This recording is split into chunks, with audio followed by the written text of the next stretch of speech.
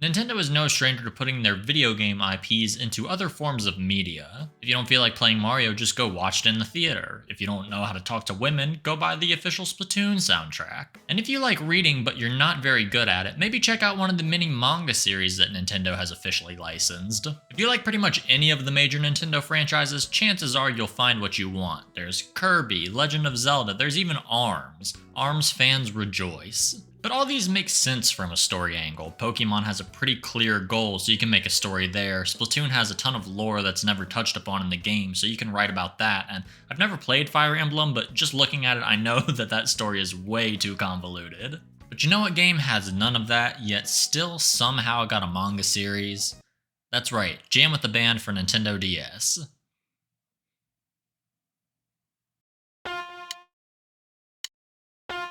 Man, I want to read this. Animal Crossing Deserted Island Diary. Now, for a game whose lore goes about as deep as the hedgehog used to know the tanuki, it really makes you wonder, how did they manage to pump out 6 of these? And the answer is by having basically no story. These books consist of a variety of skits that all take place on an Animal Crossing island, and the characters are the main thread that keep everything together. So, is it any good? Is it worth taking up space at an actual Target? You can buy this at Target? So let's take a look at each book that made its way overseas and see if it's worth ignoring your loved ones over. Also, side note, there are 6 total in the series, but only 4 of them have made their way to the US, so I can't cover 5 and 6 here. This is about as close as we're going to be able to get. Animal Crossing Deserted Island Diary 1 released a few months after the game came out in Japan, and in September of 2021 here in the States. The cover is a modified version of the game's box art, but they switch out characters for ones that appear within the book. This series follows a group of 4 villagers who do have actual names, but I don't really remember them, so instead we're going to call them Inky, Blinky, Pinky, and Clyde. Really, you could call them pretty much anything, because even though there are 4 of them with very distinct personalities, they mostly stay as a pack and are doing the same things just all together. So if you're looking for a story with deep interpersonal connections and rich conflict, maybe the manga series for elementary school students is not for you. The series is structured by having 5 to 8 different stories within a book about various aspects of island life, so I think it'll be best just to go through and highlight a couple of the different stories in each book. The story starts off with our main characters on their way to a vacation and end up touching down on a deserted island run by Tom Nook.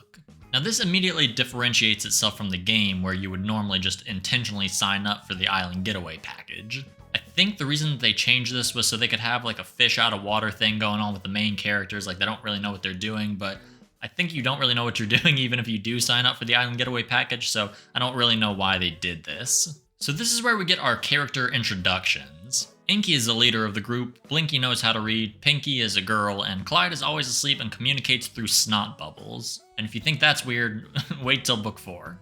Tom Nook explains that they're here for the island getaway package, and even though they didn't intend to show up here, they're excited enough by the prospect of making this the island of their dreams that they uproot their old lives and start anew.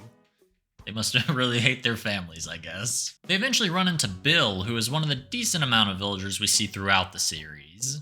Bill teaches the gang how to do DIYs, which, as we know from the game, gives you the ability to abuse, torture, and attempt to eat a squid, which is fine because it doesn't have a funny name, so it's allowed. Eventually, Tom Nook gives the kids a tent to live in, and they get so excited that they decide to have a party where they completely strip the island of its resources.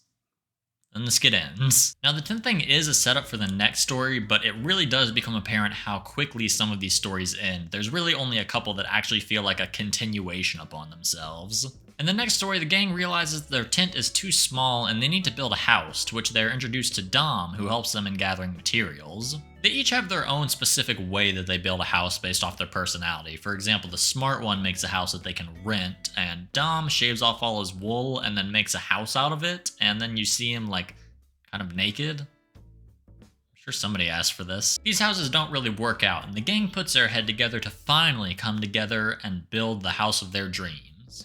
By finally, I mean 2 panels later. The speed of things that happen in this game can be a little bit distracting. I mean, I know that this is for elementary school kids, so I'm not expecting exposition dumps to last pages, but I would prefer for the problems to last more than a couple panels. Here we also get our first and not only depiction of nudity.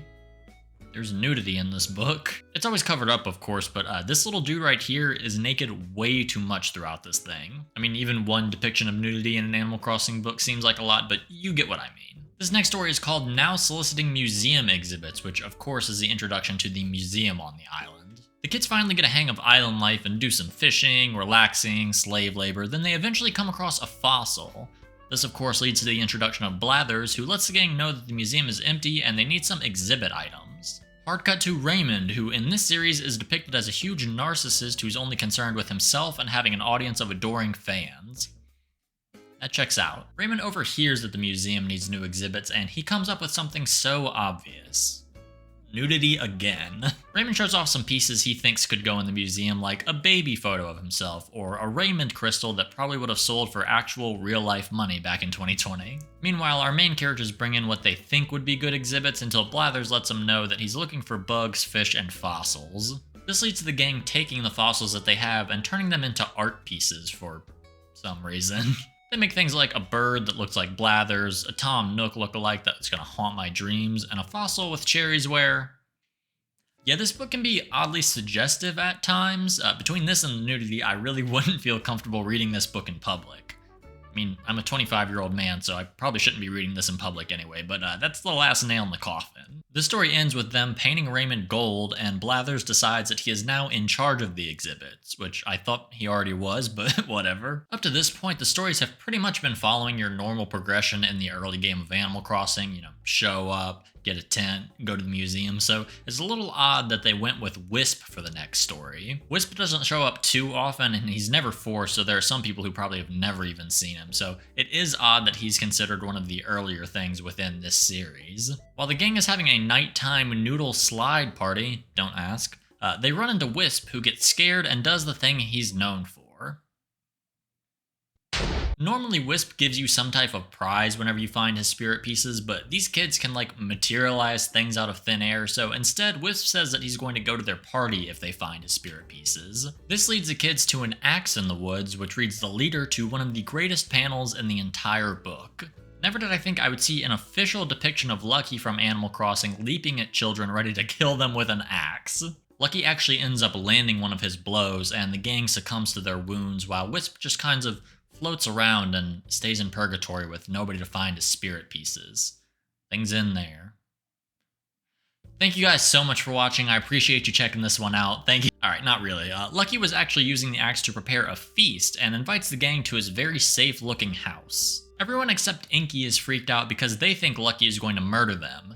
Yes, they actually say the word murder. Murder is canon in the Animal Crossing series. I guess things really can die. Wisp shows up to Lucky's house, and they eventually do find his spirit pieces and decide to have that party from earlier at Lucky's house since he's such a good host. No one even dies. Not yet. No one does in the series. The final story in this book honestly is not that interesting, so I'm not going to spend too much time on it.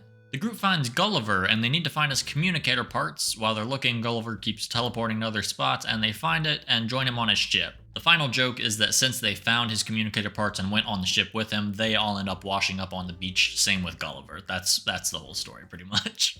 So that's it for main stories, but there's still a pretty decent amount of pages left, and those are taken up by the island and animal guides, as well as some bonus content.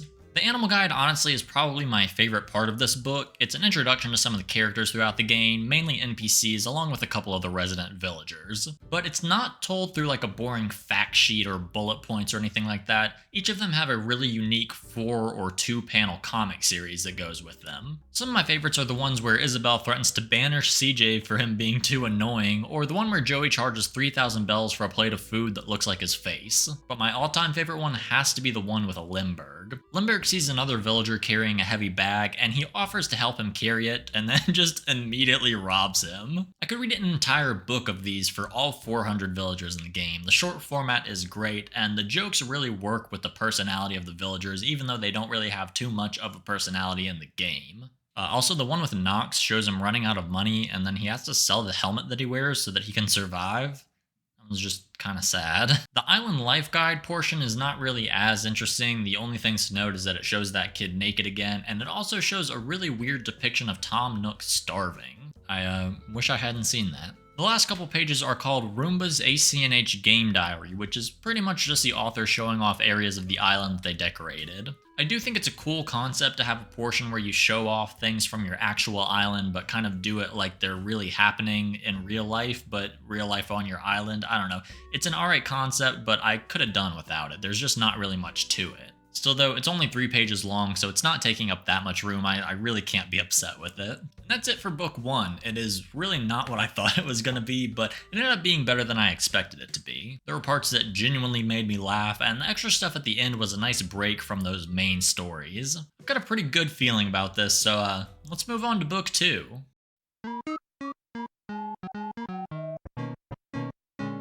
Book 2 is the worst one in the series. This one features 7 total stories, which is 2 more than last time, but they're all just okay, with only a couple of them actually standing out. I'm not going to talk about all of them or else this video is going to get way too long, so I'm just going to highlight a couple for whatever reasons. There's one called Let's Raise the Island Rating, which starts off extremely strong with Isabel announcing that the island has a negative 5-star rating, which shocks the children who are currently laying in trash.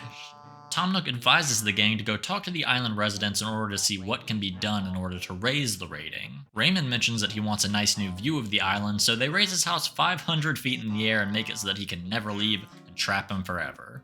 5-star, 10 stars, all the stars, keep him up there forever, please. They also go to Dom, who mentions that he wants a sweets vendor on the island, and in order to do this, they put him in a cotton candy machine and turn him into candy. The setup honestly is pretty good. I like the whole people ruin simple tasks because they're incompetent thing. For some reason, those jokes always work for me, so it started off really strong. However, for some reason, the story ends with the group going to resident services to get their new star rating, and they find Isabel sobbing while reading a book. What is she reading? Why is it making her cry? How is that going to affect the star rating? Well, I don't know, and neither does the book because it's never explained. Isabel just gives the island a 3-star ranking and then the story ends. This ending really caught me off guard because it kind of just comes out of nowhere and doesn't really answer any of the previous questions and just adds more questions on. It's really odd. Also, I forgot to mention it, but there's one story where you see CJ's naked butt and they post a picture of it on Instagram. Oh yeah, Instagram exists in these books for some reason. This next one's actually a pretty solid one. It handles the turnip buying system that's in the game, and they probably handled it the best way that they could. The group learns about the turnip market and realizes it would be a great way to make a ton of money. So they buy a ton of turnips, they fill the whole island with them, and the group thinks that they'll be so rich that they end up investing in property by buying out all the buildings on the island. I love the little detail of having Inky's face be on the mannequins. It's just a cute touch. They get so greedy, in fact, that they purchase the rights to the entire island and name it after themselves. They calculate the perfect time to sell their turnips to get the biggest profit, only to realize it's been a week, so their entire stock of turnips is spoiled. The story ends with Tom Nook foreclosing on the island, and then Daisy May returns, so the children go to try to buy more turnips and basically creates a whole nother cycle. The story was actually pretty good. I think we've all been in the situation playing the game where you go to buy turnips and you forget to check them, they're in your basement, and then they just get spoiled and you can't do anything with them. You wasted your money. It's simple, but it worked for me. What else? There's a story where a prince comes from an island full of frogs. Not really much to say about it other than the fact that there's one panel where he's getting stung in his private parts by a scorpion. Rated A for all ages. The final story of this book is probably the best one. In this one, they meet Jack, the czar of Halloween, and he asks them to go trick-or-treating for him. He gives them costumes that are actually in the game, which is a pretty nice touch, and they make their way to the resident house to scare them. They run up on Raymond, who's just trying to enjoy his evening, and they make horrifying faces to scare him into giving them candy. Raymond is terrified and gives away all his candy, but whenever the kids go back to Jack, he scolds them because they were meant to use their costumes to scare him instead of faces, so they make their way over to Dom. And they run up and try to scare him, but he just stands there completely stone-faced, no reaction at all. Then, slowly, his head falls off and starts rolling away.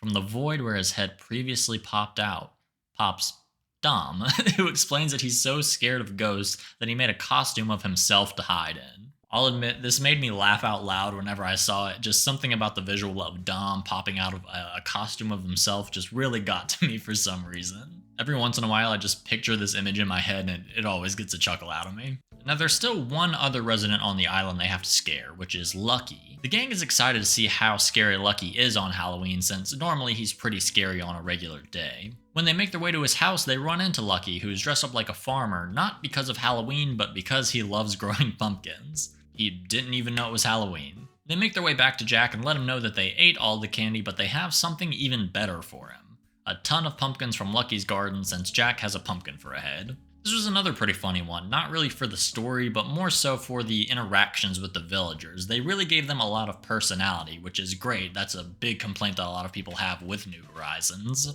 This book does have another animal guide section, but for some reason they did away with the little comics and instead went with a more standard text bubble. It's all special NPCs too, so there's no jokes about specific resident villagers. Spoiler alert, the first book is the only one to do that, which really sucks because that honestly was a highlight for me. Really, it's not the biggest deal, but it did feel like it added a little bit more personality to those books, which I feel like book 2 was sort of missing. I should clarify, book 2 is not bad, it's just not as good as book 1. It seems like the author didn't really have as many good ideas as they had within book 1. Since these later books are putting more of a focus on the sketches and less so the smaller, finer details of villagers, I'm kind of curious to see where it goes, and I really hope that these sketches are a little bit more fleshed out. With that, let's check out book 3 and see how it compares. Book 3 was released about 6 months after the second one and features probably my favorite cover art in the whole series. I'm not sure what it is about it, but something about sitting by a campfire at night while KK Slider plays a guitar just looks really good, and I think it captures the feeling of New Horizons really well. While this one is pretty similar to the other two, it does focus in more on the overarching story. Now this is done mainly through characters and villagers getting added to the island, but there is a little bit more continuity that goes throughout. There's also a story in here where they come up with a name for the island. 1 year and 1 month later. Book 3 features 8 stories total, which is a pretty big jump from the 5 of book 1, but some of these are pretty short. I think there's one that's only like 6 pages long or something like that. I'm actually not against this. I'd rather these weaker stories have a shorter runtime than trying to have maybe 5 weak stories with really drawn out parts. It's fine to have a couple weaker things that are just really short. As expected from the cover, KK Slider is the main focus of one of these stories, but not really in the way that you would think. In this story, he never actually appears, he's only really ever shown in fantasy sequences, which I think is an interesting way to do it. The story starts with everyone on the island talking about how much they love KK Slider, and Tom Nook mentions he wishes he could get KK to come play a show on the island. This gives the group the idea to create a music video that will convince KK Slider to come to the island, with Tom Nook acting as the host of the show. I'm actually really glad that they didn't go with the standard raise the island rating in order to get KK Slider to come. I guess they really already did that in the last book, so they couldn't retread that, but it is nice that they're doing something a little bit different or deviating from the games. This is where we see some pretty fun villager interaction where Dom and Raymond are actually part of the band. When the characters interact with the villagers on the island, it's usually pretty great, so even though it's small, I did enjoy seeing them rock out with the main group. They perform some various songs, and the vision of KK Slider coming to the island gets clearer and clearer and stronger. Tom Nook says they need just one more good song, and he knows KK Slider will perform on the island, but the band is all tapped out of songs and are at their wits' end. That is, until they hear a voice from the campsite, asking if this villager can sing one. I'll be honest, I was actually kind of excited to see who this was. It's always a lot of fun whenever a mystery villager moves to your campsite, and even though this book is not my island, I was still excited to see who this was. Also, having the reveal of who the villager was on the next page was a pretty good detail so you don't spoil it for yourself. Out of the tent walks the artist formerly known as Coach, who performs a song about a stubble that's so bad that it even makes the vision of KK Slider want to leave. Now, the last panel of this story added something that made me a lot more excited for the rest of the series. This line right here. The island gained a new resident that day. That point is when I realized that these stories were going to become a lot more interconnected, and I would start seeing some more familiar faces throughout each of the stories. Not that there was anything wrong with how the other ones were written, but having the stories be just the main characters and one NPC and then nothing really happens and nothing really changes on the island just made me not really as invested, so knowing that villagers can move in and become permanent really added a little bit more interest to the next stories. A few stories later, we actually get an introduction of another villager that moves into the island. This story sees our group partying for New Year's. They're having a great time until Tom Nook comes in and lets them know that New Year's has been over for a really long time and they need to clean up the island. But before the group can start, in walks Kabuki to let them know that New Year's isn't really a holiday. It's a vibe. He talks about the spirit of New Year's and how if it's flowing through you, then New Year's never ends. Oh yeah, the spirit of New Year that keeps the party going. They're just talking about alcohol. As long as you stay wasted, the party never stops. But yeah, that's probably what they're talking about. Kabuki gives them tips on how to continue the spirit of New Year's with things like wishing others well, writing down your dreams, and learning how to fly. Flying is never done and never brought up again past this point. And with that, Kabuki is our 5th villager. The story where the group visits Dream Islands is a pretty memorable one. This sees our main characters becoming bored of their own island and sees them craving adventure, so Luna sends them to a couple random dream addresses. It doesn't start off too well as Luna sends one of the kids to islands where he gets blown up, electrocuted, and burned. Also, he's naked again. Yeah, this isn't the action I wanted either, man. Luna next sends them to a medieval-themed island, and the group settles in pretty nicely, especially Clyde, who becomes the king of the island and also talks for the first time in the series. Clyde is the one who's always asleep, so I guess when he's dreaming, he can talk. He's still asleep in the dreams, but he can talk. But he's sleeping in the sleep. It doesn't matter. None of this matters. This island still doesn't do it for Inky, so Luna sends him to what she calls an overstimulating island that she never sends anyone to. So, this ought to be good. And turning the page, it's better than just good. This page is one of the greatest pieces of art I have ever seen. Luna sent them to Brawn Island, which is an island made up of only impeccably drawn buff gorilla villagers. I did check and know that is not a real dream address that you can visit. I really did check, and I had kind of expectations that it would be real because that would be so funny, but it doesn't exist. Someone make it though. Inky has finally found an island that's exciting enough for him and says that it's the perfect island for him. That is, until the gorillagers start freaking out about their boss coming. Now, who is this boss, you ask? Clyde.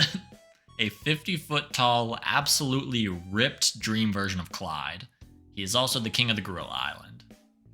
And the story ends. 10 out of 10. No notes. I don't even know what to say for that. So let's move on to our final story, which is titled, At Last, Time to Name the Island. Yeah, At Last is right. They've been through like every season in this. The group starts off hanging out in pitfall seeds for 3 days straight because they're too lazy to crawl out. That one got a laugh out of me because I'll be honest, sometimes I'm too lazy to shake the left stick to fall out of pitfall seeds, so I get it.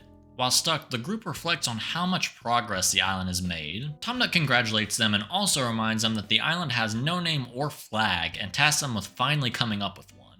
The group gets together and comes up with some incredible idea names like Genius Million IQ Land, because he's a smart one, or Slumberland, because he's the sleepy one. We also get introduced to our newest villager, Zucker, who recommends Bloop Island, which gets immediately shot down. The look on Zucker's face actually makes me kind of feel bad for him. Man, come on, just name a Bloop Island. The team interviews everyone on the island from residents to staff, and with each of their suggestions come up with the ultimate name for the island. The name for the island is Muscles So Hard That the Whole World is Jealous of Today's Goal, which is a Mio 10-pack of abs that leads to Spring and Tulips, who think the starry sky is more romantic than a selfie with a scallop after letting your tea steep too long because KK Mambo was playing Island. Tom Nook then clarifies that it's not allowed to be more than 10 characters long. They have to abbreviate the name, and that's when Zucker comes in, taking the group's previous advice to heart and creates the perfect new name. Bloop Island. Again. But this time they actually take it, so this is the new official island name, and it actually goes through for the rest of the series, at least I assume. I only read book 4. Yeah, I don't know, maybe the author was running out of pages and just had to go with Bloop Island or something like that, I really don't know. The end of this book gives us a breakdown of all the residents that are currently on the island, and I guess starts the official Animal Crossing manga series timeline, because the first book has like no continuity with this. In book 3, it says that Raymond and Dom were the first 2 villagers to move to the island, but if you remember in book 1, Bill is the first villager that they run into, and then he's never shown again past that sketch, so did he die? We know death is something that can happen, so did he die? Did they just start a new continuity? It really doesn't even matter. This is a book for elementary school students. Honestly, I think it just boils down to the fact that the author didn't really plan to do this until like the middle of book 2, so they just kind of went with it from here. Book 3 was for sure a step above book 2. The story seemed a lot more concise and the jokes landed a lot better, and of course the whole continuity thing is really making me actually interested in seeing where this goes instead of just trying to get from one sketch to another. Honestly, I'm pretty interested to see where book 4 goes from here.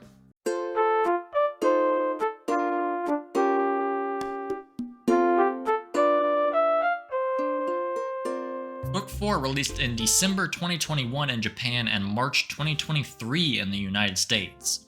Not really sure the reason for that huge gap, but I guess I'm just glad that it made it here. So this book came out about a month after the huge 2.0 update, so it was probably being written before that actually came out, so there's no mention of any 2.0 stuff in there. I do see the cover of book 5 is Happy Home Paradise, so probably most of the 2.0 content is in there. By this point, I'm kind of scared that the author is running out of ideas. I mean, the game at this point has been out for well over 2 years, and they've hit most of the normal notes that you would think of with an Animal Crossing book series. There's just not too many other places that they can go. This book also has 8 total stories, though one of them is more like a 2-parter, so it's more so like 7 full stories. The title that really caught my eye when looking through this was the one called Save the Island from an Unidentified Invader. I really didn't know where they could go with a title like this. I mean, I doubt that Nintendo would want this story to be about a hacker that comes in, or like a Nookazon scam or something like that, so I didn't really know what this unidentified person was going to be. Turns out those ideas are much better than the idea that we actually got.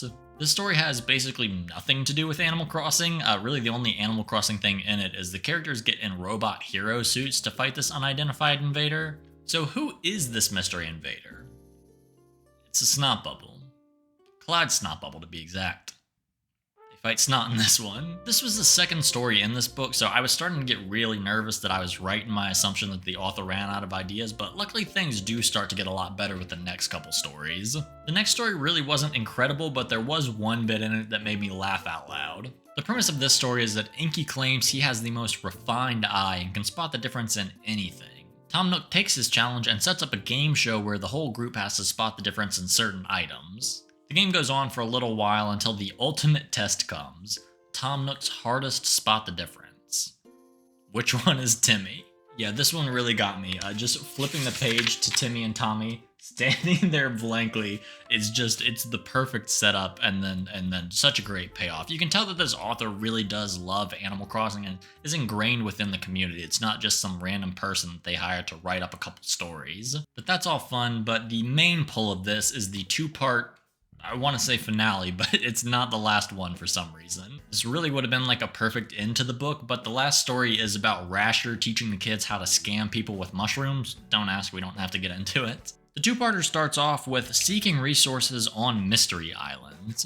The residents of Bloop Island know how to live it up during summer. That's how they ran out of resources. This is not the first time that they've run out of resources on the island, but this is the first time where it actually feels like it's having an impact on things. There's a shot of Dom and Raymond basically starving to death, so it gives good motivation for the plot to start. The group ends up finding a Nook Miles ticket and heads off to a mystery island, leaving behind the other residents who are expecting them to bring back resources so that they can save the island. When they make it there, they find plenty of wood, fish, sea creatures, so much so that Inky considers just staying there forever. While they're gathering stuff from the island, there ends up being a villager on the island, just like in the game. It's Coco, and they end up inviting her to live on the island, which she accepts even though these people are here because there's no food on the island, and I'm not sure if Coco's really making the right decision here. They arrive back to Bloop Island, excited to be the heroes, but when they touch down, they see nothing. Nothing other than a distress message written out in debris saying, bye. The story ends on a cliffhanger with the group realizing that everyone left the island and they've been abandoned. So where did everyone go? What happened to the residents? Are they okay? Find out next time on Animal Crossing: Deserted Island Diaries.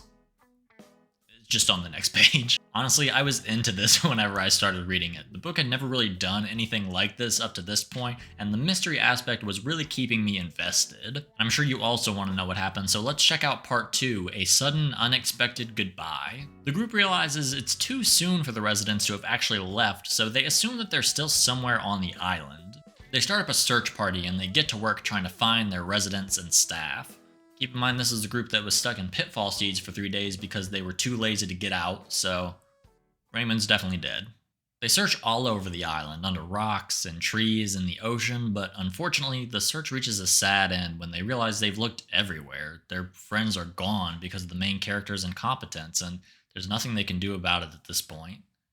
Rain begins pouring down on them at this realization, and when they look up, they see the clouds that look like the friends that they couldn't save. The guilt weighs down. Suddenly, Coco alerts the group of a discovery. It turns out that message didn't say bye. It says, be home by evening for a party, and it turns out everyone's actually okay. Oh, thank God. Dom explains that they planned a huge party in light of getting resources, but the group showed up earlier than expected, so they couldn't finish writing the message. Now that everyone is reunited, Tom Nook gets everybody prepared for the feast that the group brought back. Only it turns out, since they thought everybody was gone, they just ate the entire feast, so the story ends with the group immediately getting sent back to a new mystery island to gather resources again. This two-parter was great. I was invested the whole time, and like I said, the mystery aspect is really fun. I think if the series did something like this all the way throughout, this would be really good instead of having a couple duds here and there. And hey, maybe this is the direction the book goes in. Book 5 comes out in September here in the States, and I'm definitely picking it up to see where things go. And that's it for the Animal Crossing mangas that are currently out in the United States. If I had to rank them, I would probably say 3, 1, 4, and 2, with 3 and 1 being pretty close to each other. I could actually see these working really well as little animated shorts. I think separate videos would work with these stories a little bit better than them all being collected within one book. I would definitely recommend these to fans of the series, though I do think that younger children would probably get more out of this. If you're just a casual fan of the series, I don't think there's really too much in here that you would enjoy, but if you love your villagers and love seeing them depicted in different ways with personality, then this is kind of a must-have. I think looking at this from a perspective of them being officially licensed by Nintendo and seeing the things that they were able to get away with makes these really interesting to own. If you're thinking about buying them, then do it. I skipped a lot of the stories and didn't show every single panel, so not everything is going to be spoiled if you do. These books are only like $10, so maybe just buy the first one, see if you like it, and then buy the rest. That would be probably your best bet. Thank you guys for watching this one. I appreciate you making it all the way to the end, and let me know in the comments, would you buy Raymond's used boxers like he has at the museum? That's going to do it for this one, and I will see you guys in the next one.